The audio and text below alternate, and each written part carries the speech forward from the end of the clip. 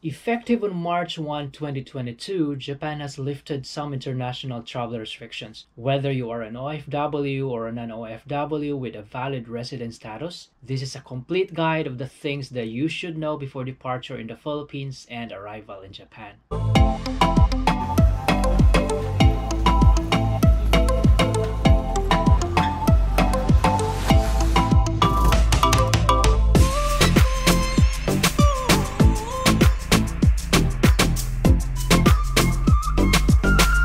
All the details that I'm going to share to you in this video are based on the websites of Japan Ministry of Health and Japan Ministry of Foreign Affairs, as well as my personal experience when I traveled back to Japan early this year.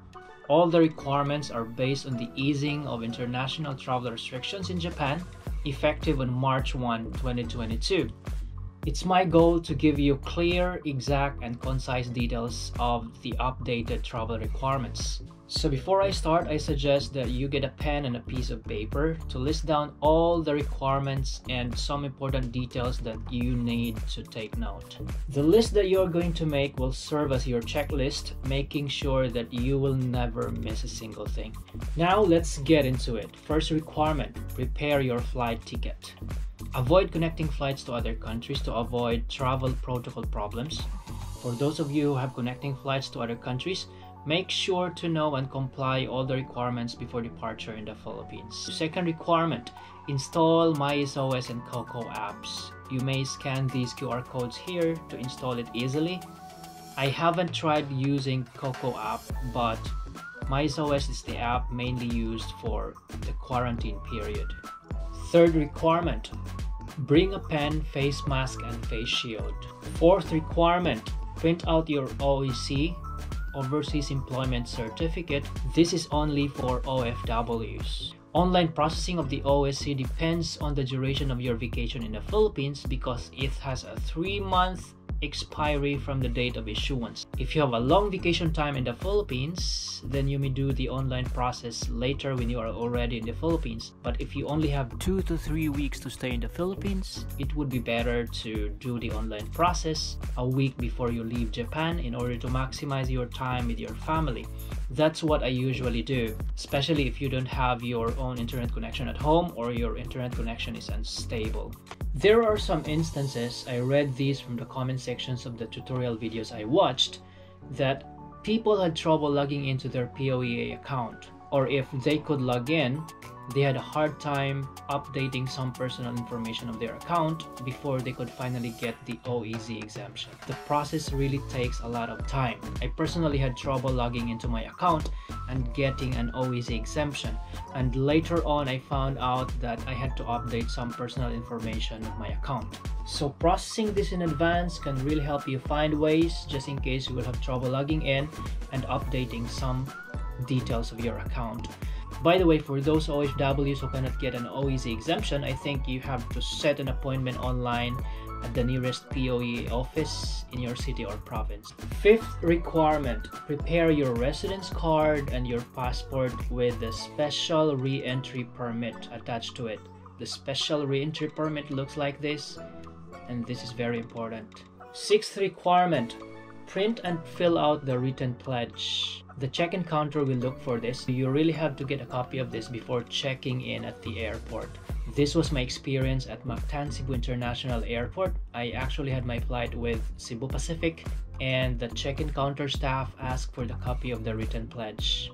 My own experience at Mactan Cebu International Airport may not be necessarily applicable to all airline check-in counters and Philippine airports, but it's better to be prepared just in case you will experience the same thing I had. This is to make sure that you will not be denied for boarding. From Cebu, I had a connecting flight to Naiya, and then at the boarding gate at Naiya, the Cebu Pacific cabin crew handed us all passengers a bunch of papers, including a copy of the written pledge and other necessary documents and guides that we need upon arrival in Japan. This is very important. If the cabin crew will not give you anything, then you really have to approach the cabin crew and ask for it. This is given at the boarding gate or in the plane depending on the airline. Just try to observe other passengers if they receive it at the boarding gate. Number 7. Get a 72-hour negative RT-PCR test result. Keep in mind that RT-PCR test is totally different from a PCR test. Japan Ministry of Health has a prescribed format of the RT-PCR test result certificate. It actually looks like this. I put the link at the description below where you can easily download it. Last August 2021, Japan Ministry of Foreign Affairs posted a list of frequently asked questions with their responses. They stated that other formats of the RT-PCR test result, aside from what they prescribe, will be accepted, but it may take some time for verification purposes at the time of boarding procedures and landing in Japan.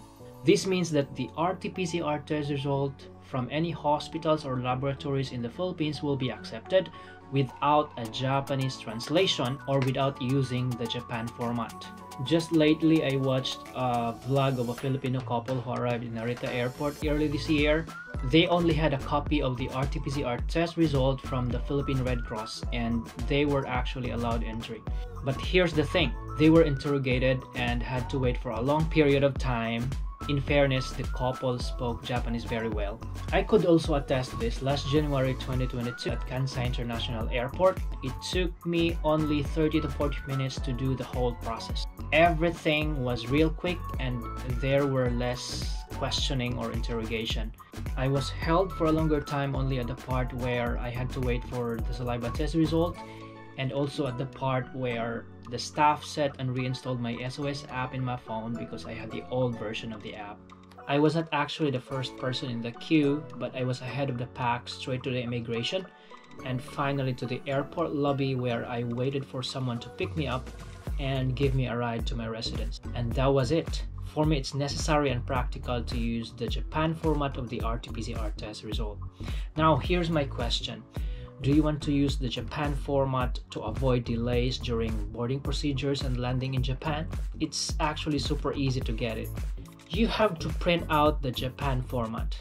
Check the link at the description below. Next, bring the hard copy of the Japan format during the swab test and give it to the medical staff who will conduct the test. Make it clear to the medical staff that the Japan format must be filled out and signed by the laboratory physician or doctor and must have the seal of the hospital or clinic or laboratory.